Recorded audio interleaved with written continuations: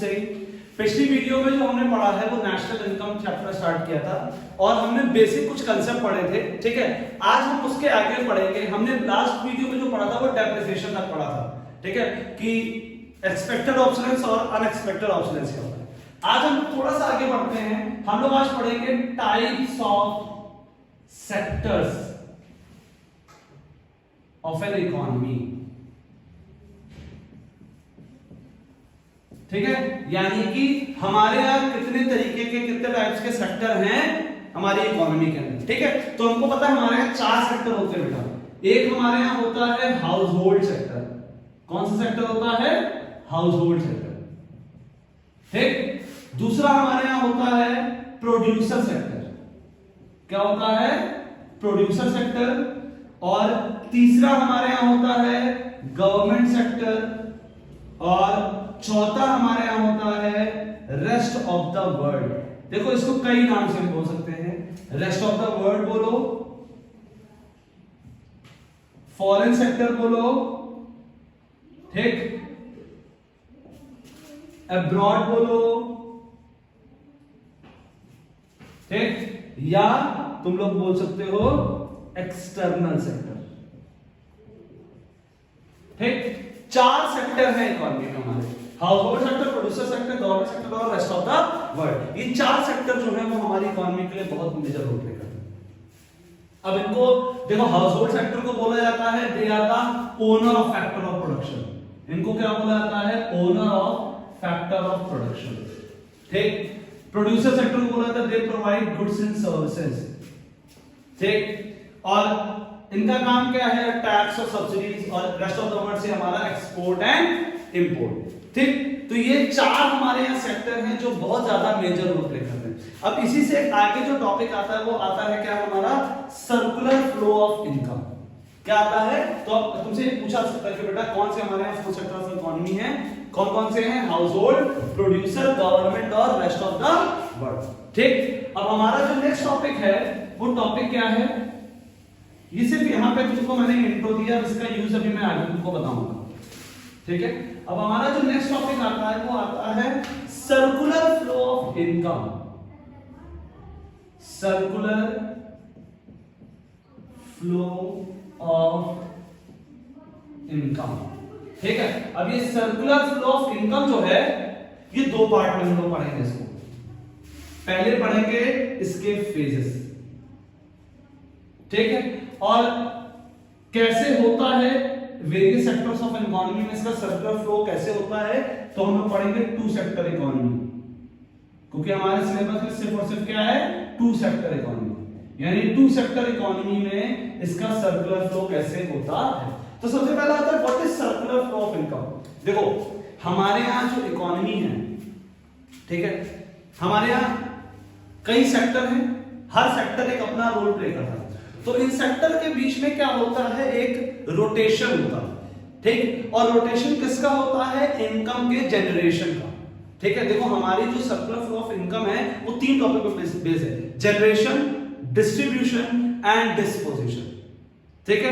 तो ये डिफरेंस है और इनमें तीनों का जो फ्लो हो रहा है वो किसका हो रहा है? इनकम है। यानी हमारे इन शॉर्ट अगर तुमको कोई पूछे सर्कुलर फ्लो ऑफ इनकम क्या है, तो सर्कुलर फ्लो ऑफ इनकम हमको सिंपली ये डिफाइन कराता है कि different the various sector of economy हमारा कैसे इनकम का रोटेशन हो रहा है इन 4 सेक्टर में।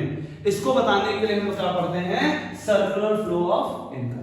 और इस टॉपिक को जब भी हम पढ़ते हैं तो 2 पार्ट में पढ़ते हैं। पहला पार्ट जो पढ़ते हैं वो क्या पढ़ते हैं? फेजेस। क्या पढ़ते हैं हम लोग? फेजेस। 3 फेज पे ये डिफाइन है बेटा। पहला है जनरेशन, यानी इनकम का जनरेशन कैसे हुआ। दूसरा है डिस्ट्रीब्यूशन, ठीक है। और तीसरा है क्या? डिस्पोजिशन। ये 3 हैं, generation of income, distribution of income और डिस्पोजिशन। देखो जनरेशन ऑफ इनकम, इनकम का जनरेशन कैसे होगा? जब हम लोग का क्या होगा? प्रोडक्शन होगा। Production of what? Production of goods and services. और जब आप गुड्स एंड सर्विसेज का प्रोडक्शन करोगे तो फैक्टर सर्विसेज को आया करोगे और उसके बदले उनको क्या करोगे? जब इनकम का जनरेशन होगा तो इनकम का डिस्ट्रीब्यूशन भी तो होगा, यानी कि लेबर को वेजेस, कैपिटल को इंटरेस्ट, एंटरप्रेन्योर को प्रॉफिट, ठीक है, तो ये तुम दोगे, ये किस में आएगा, ये तुम्हारा आएगा डिस्ट्रीब्यूशन ऑफ इनकम में, ठीक। और जब वो इनकम एक के पास आएगी तो वो उस इनकम को उठा के इकोनॉमी में क्या करेगा, खर्चा करेगा, यानी disposition. Disposition relates to what, expenditure. और तुमको मैं बता दूं बेटा, यही तीन जो तुम्हारे फेज हैं, यही तुम्हारे नेशनल इनकम के मेथड हैं, value added method, income method and expenditure method. ये जो तीन फेज है, ये तीन तुम्हारे मेथड्स को डिफाइन करते हैं कि किस बेस पे हमारा नेशनल इनकम फाइंड आउट होता है। तो generation of income, distribution of income और डिस्पोजिशन। यहाँ प्रोडक्शन के जो जनरेशन होता है उसी इनकम को हम लोग डिस्ट्रीब्यूट करते हैं अमंग द वेरियस, जिसको हम लोग कह सकते हैं कि डिस्ट्रीब्यूशन ऑफ इनकम या डिस्ट्रीब्यूशन ऑफ फैक्टर इनकम, यानी इनकम का कैसे हम डिस्ट्रीब्यूट करते हैं। और वो इनकम एक क्या करता है, उठा के इकोनॉमी में क्या होती है, खर्चे होते हैं, जिसको हम लोग कंजम्पशन एक्सपेंडिचर होते हैं। अब बात जो आती है वो आती है टू सेक्टर इकोनॉमी क्या है। टू सेक्टर इकोनॉमी बेसिकली अब ये हम लोग जो पढ़, देखो हमारे यहाँ हम लोग चार सेक्टर पढ़ा, लेकिन तुम्हारे सिलेबस में टू सेक्टर में है कि सिंपल इकोनॉमी में इनकम का सर्कुलर कैसे होता है, या circular flow of income simply two sector में कैसे होता है। तो हमारे यहाँ बेटा दो सेक्टर है, एक है हमारे यहाँ हाउस होल्ड और एक है हमारे यहाँ क्या, फर्म। फर्म बोल दो, प्रोड्यूसर बोल दो, बात एक ही। सबसे पहले जो हाउस होल्ड है वो फर्म को क्या देगा, फैक्टर सर्विसेज देता है। क्या देता है, फैक्टर सर्विस। तुमको अभी मैंने पीछे बताया कि household are known as the owner of factor of production. वो फैक्टर सर्विसेज देगा और इसका यूटिलाइज करके ये क्या करेंगे, गुड्स एंड सर्विसेज। ये क्या करेंगे, गुड्स एंड सर्विसेज। और इस गुड्स एंड सर्विसेज के साथ साथ उसके बाद ये क्या देंगे, इनको देंगे फैक्टर पेमेंट। और ये फैक्टर पेमेंट के बदले इनको ये क्या करेंगे, अपना उठा के कंजम्पशन एक्सपेंडिचर। पहले क्या है, ये फैक्टर सर्विसेज देंगे, उसके बाद ये गुड्स एंड सर्विसेज देंगे, फिर ये इनको क्या देंगे, फैक्टर पेमेंट देंगे। फैक्टर पेमेंट समझ लो ना, रेंट, इंटरेस्ट, प्रॉफिट, ये ठीक, या वेजेस। और ये जब हाउस होल्ड को पैसा आएगा इनकम, और हाउस होल्ड उसका खर्चा करेगा, और तुम्हें पता है कि हाउस होल्ड के द्वारा किया गया जो खर्चा वो क्या कहलाता है, कंजम्पशन एक्सपेंडिचर। ये तुम्हारा टू सेक्टर इकोनॉमी में सिंपल सा बेसिक सा फ्लो है। बात समझ आ रही है, जिसको बोलते हैं क्या, क्या बोलते हैं, टू सेक्टर इकोनॉमी बोलते हैं। क्या बोलते हैं, टू सेक्टर इकोनॉमी। तो अगर तुमसे क्वेश्चन में पूछा जाता है वो ये पूछ सकते हैं कि टू सेक्टर इकोनॉमी में फ्लो कैसे होता है, तो सिंपली तुम इसी चार्ट को बना के और इसके बाद इसको डिफाइन करके दिखा सकते हो। ये तुम्हारा बेसिक सा सर्कुलर फ्लो ऑफ इनकम है, ठीक है, ये पूछा बहुत जाता है, ठीक। अब इसके बाद सर्कुलर फ्लो के बाद एक आता है, सर्कुलर फ्लो जो है वो दो तरीके के होते हैं, ठीक है। सर्कुलर फ्लो को भी इन्हीं चीज को दो पार्ट में क्लासिफाई कर दिया और बहुत इजी है। सर्कुलर फ्लो को जो डिफाइन किया गया है वो दो बहुत इजी तरीका है। एक डिफाइन किया गया है रियल फ्लो और एक डिफाइन किया गया है क्या, मनी फ्लो, ठीक है। रियल फ्लो जिसको हम लोग फिजिकल फ्लो बोलते हैं, बेसिकली रियल फ्लो में मनी का इन्वॉल्वमेंट नहीं होता है। तो देखो जो तुमने टू सेक्टर इकोनॉमी को पढ़ा ना, बस इसी को हम सिंपली ब्रेक कर देंगे और हम तुमको एक चार्ट के थ्रू ही तुमको हम समझा देंगे कि क्या है रियल फ्लो। देखो तुमने अभी हाउस होल्ड और फर्म पढ़ा। हाउस होल्ड सबसे पहले क्या देता है, फैक्टर सर्विसेज देता है, और ये इसके बदले इसको क्या देता है, गुड्स एंड सर्विसेज। ऐसे फ्लो को क्या बोलेंगे, real flow. There is no involvement of the money. इन्होंने फैक्टर सर्विसेज दिया, इसके बदले इनको क्या मिला, goods and services. Money flow पे आ जाओ। अब की बार क्या है, मनी फ्लो में हाउस होल्ड और फर्म में क्या है, ये इनको क्या दे रहे हैं, फैक्टर पेमेंट दे रहे हैं, और ये इनको क्या दे रहे हैं, ये इनके ऊपर क्या कर रहे हैं, कंजम्पशन एक्सपेंडिचर। यहां पे किसका इन्वॉल्वमेंट आ गया, मनी का। ये क्या हो गया, मनी फ्लो। यानी इन्हीं दो सेक्टर को अगर हम ऐड कर दें तो टू सेक्टर इकोनॉमी का ट्रांजैक्शन होता है। इसको सेपरेट कर दें तो एक बन जाता है रियल फ्लो और एक बन जाता है क्या, मनी फ्लो। ये तुम्हारा सर्कुलर फ्लो ऑफ इनकम का सिंपल सा बेसिक कांसेप्ट है, जिसको हमको दिमाग में रखना है, ठीक। अब इसके बाद जो नेक्स्ट टॉपिक तुम्हारा आता है वो तुम्हारा आता है क्या, फैक्टर इनकम। देखो देखो अब हमको कुछ और बेसिक टर्मिनोलॉजीज पढ़नी है, इसके बाद हमारा जाके क्या स्टार्ट होगा, नेशनल एंथम स्टार्ट होगा। ठीक, सबसे बेसिक जो इसके बाद हमको जो चीज पढ़नी है वो पढ़नी है क्या, वो हमको पढ़नी है रेसिडेंटशिप और सिटीजनशिप।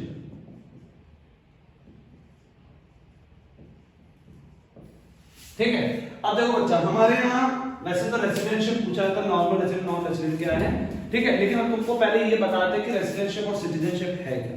देखो बच्चा, सिटीजनशिप जो है उसके लिए एक सिंपल सा प्रावधान, एक सिंपल सा रूल है कि या तो बाय बर्थ हो, तब तो आपको, देखो ये क्वेश्चन पूछा था ना, सिटीजनशिप नागरिकता होती है, ठीक है, कि आप किसी भी कंट्री के सिटीजनशिप कब कहलाओगे, आप नागरिक कब कहलाओगे।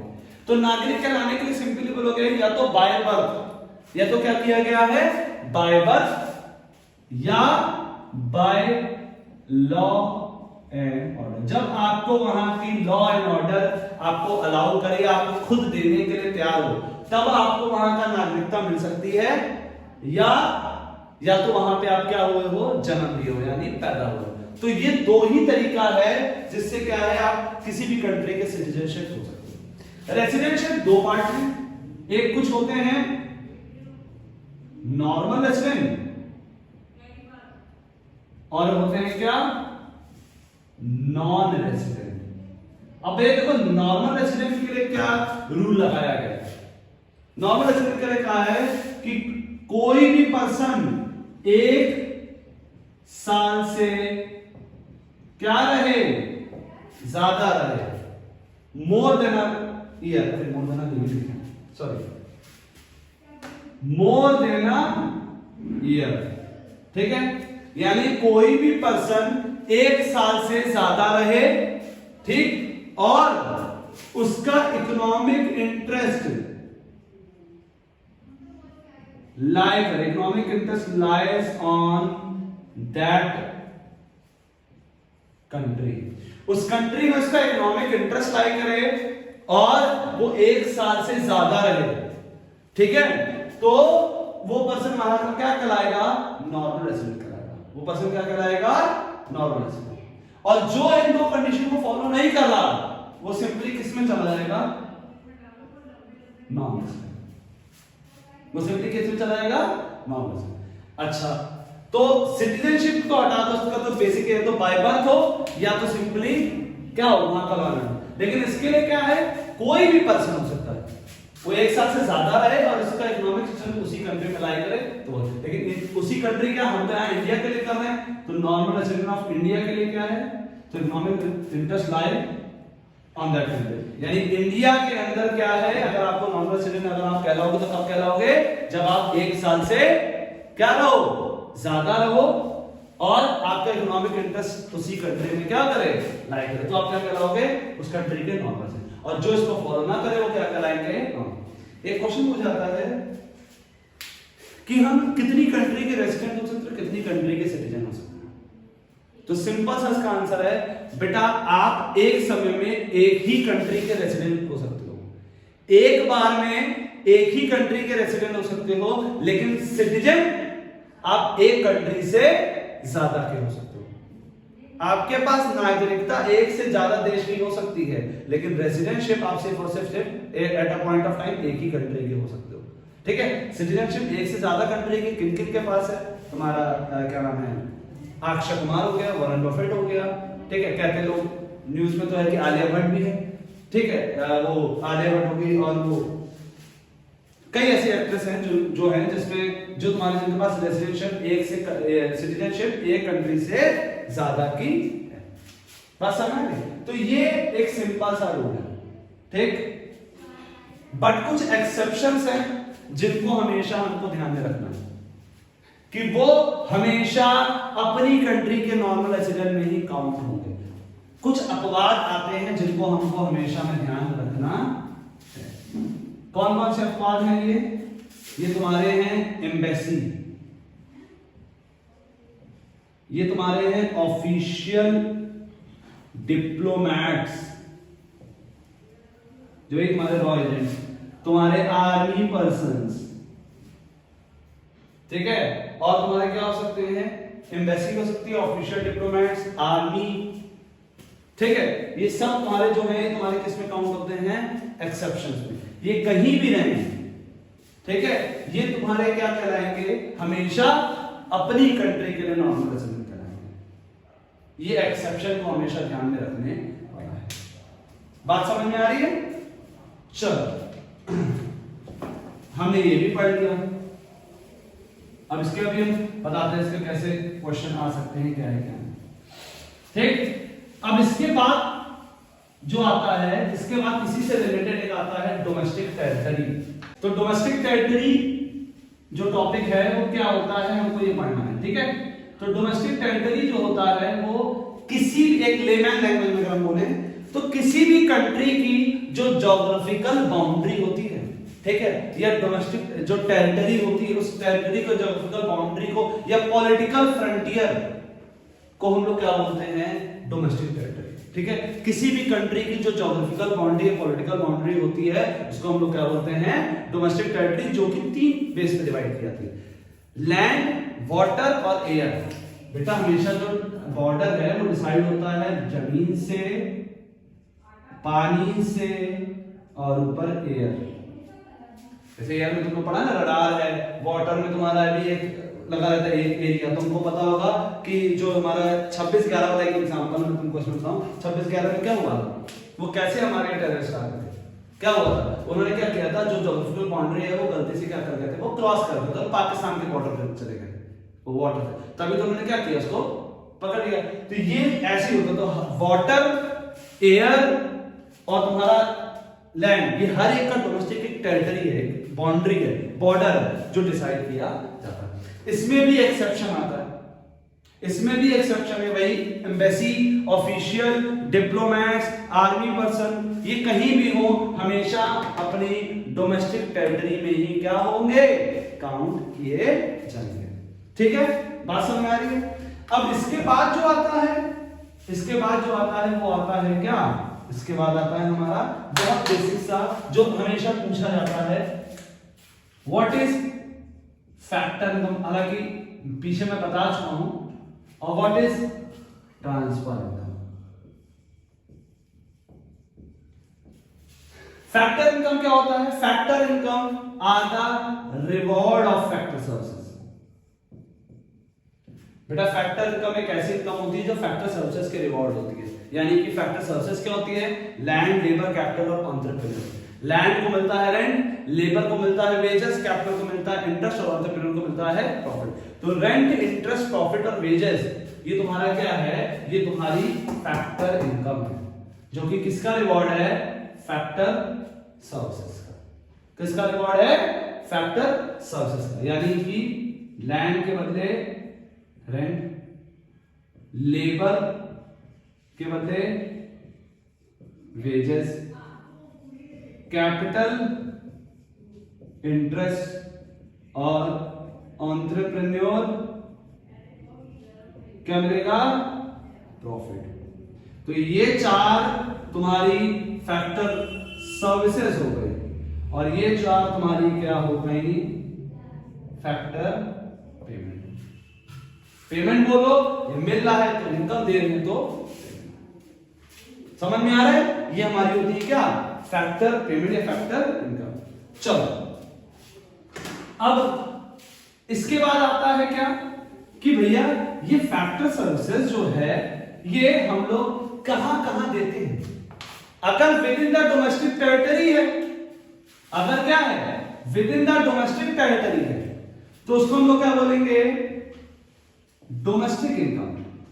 क्या बोलेंगे, डोमेस्टिक इनकम, यानी यही हम अगर हम फैक्टर सर्विसेज हमें डोमेस्टिक टेरिटरी के अंदर दे रहे हैं और वहां से जो इनकम जनरेट होती है वो हमारी क्या होती है, डोमेस्टिक इनकम, यानी जो विद इन द टेरिटरी है वो डोमेस्टिक इनकम है। और बियॉन्ड द टेरिटरी, यदि बाहर जब हम अपनी फैक्टर सर्विसेज देते हैं तो जो बाहर से हमको इनकम मिलती है उसको बोलते हैं NFIA, that is net factor income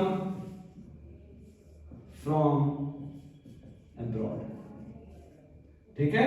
तो फैक्टर इनकम दो तरीके की होती है। अगर हमको डोमेस्टिक टेरिटरी के अंदर हम मिल रही है तो वो डोमेस्टिक इनकम में काउंट होगी, और अब्रॉड से अगर आ रही है तो उनका होता है net factor income from abroad. इसके बाद आता है तुम्हारा ट्रांसफर इनकम, ठीक। अच्छा, फैक्टर इनकम में एक चीज और कह सकते हैं, ये अर्नड इनकम होती है। कौन सी इनकम होती है? अर्न यानी कमाई हुई इनकम, यानी सर्विसेज दो के और उसके बदले इनकम मिलेगी, इसको बोलते हैं अर्न इनकम, और इसीलिए हमेशा इसको नेशनल इनकम में काउंट करते हैं। ट्रांसफर इनकम हमारी वन साइडेड होती है, यूनिलेटरल होती है, ठीक, जो कि अनअर्न्ड इनकम होती है। क्या होती है? अन, इसीलिए नेशनल इनकम में इसका काउंट नहीं करते। अनअर्न्ड इनकम, ट्रांसफर इनकम क्या? वन साइडेड, यार हमने गरीब को पैसा दे दिया, grant, donation, gift, tax, subsidies, ये सब तुम्हारी क्या? ये सब तुम्हारी ट्रांसफर, ये वन साइडेड है, ये काम करने के बदले नहीं कमाएंगे, ठीक है। बट हाँ, एक इसमें जो आता है वो आता है पेंशन। पेंशन को बहुत ध्यान से नोट करना। पेंशन जो है वो तुम्हारी दो नेचर की होती है। अगर वो ओल्ड एज पेंशन है, क्योंकि ओल्ड एज पेंशन होती क्या, पहले तो जान लो, ओल्ड एज पेंशन एक गवर्नमेंट की सब्सिडी स्कीम होती है, जिसको कहते हैं बुढ़ापे का भत्ता। यानी जब जो ओल्ड एज पेंशन सरकार ने कोई स्कीम लाई कि भैया अब ऐसा है कि आज से क्या होगा, 60 साल 70 साल जो जितने भी एजेड लोग 60 साल प्लस के, उनको हर महीने 5,000 रुपए हम देंगे या कुछ भी तरीके की सब्सिडी देंगे। तो ये ओल्ड एज पेंशन एक स्कीम के तहत आता है, बीच में हमारे इंडिया में कई बार आ चुकी है, ठीक है। लेकिन ये कंपल्सरी नहीं है, ये ओल्ड एज है, ये वन साइडेड है, ये सरकार की सब्सिडी की स्कीम है, इसलिए वो किसमें काउंट होगी? किसमें होगी? Transfer income. लेकिन रिटायरमेंट पेंशन वो हमेशा फैक्टर इनकम में काउंट होगी। क्यों? क्योंकि रिटायरमेंट जो आपको पेंशन मिल रही है वो अपनी सर्विसेज देने के बाद आपको मिल रही है। तो पेंशन में कभी भी कंफ्यूज नहीं होना। पेंशन अगर ओल्ड एज है तो कहां जाएगी? ट्रांसफर इनकम, और अगर रिटायरमेंट है तो वो कहां जाएगी? Factor income. तो आज जो हमने बेसिक टॉपिक्स पढ़े वो तुम्हारे नेशनल इनकम के लिए बहुत ज्यादा जरूरी है, ठीक है। अब कल जो हम अब आगे जो हम पढ़ाएंगे तुमको, आगे नेक्स्ट वीडियो में जो हम पढ़ाएंगे वो हम तुमको पढ़ाएंगे नेशनल इनकम के न्यूमेरिकल्स। हम अभी थ्योरेटिकल को थोड़ा सा स्किप करके हम लोग न्यूमेरिकल्स की तरफ जाएंगे कि नेशनल इनकम को अगर हमको पढ़ना है तो न्यूमेरिकल्स को कैसे सॉल्व करना होगा, ठीक है। तो आज के लिए हमारा इतना ही। अगर आपको वीडियो अच्छी लगी हो तो ज्यादा से ज्यादा लाइक करें, सब्सक्राइब करें। Till then bye bye.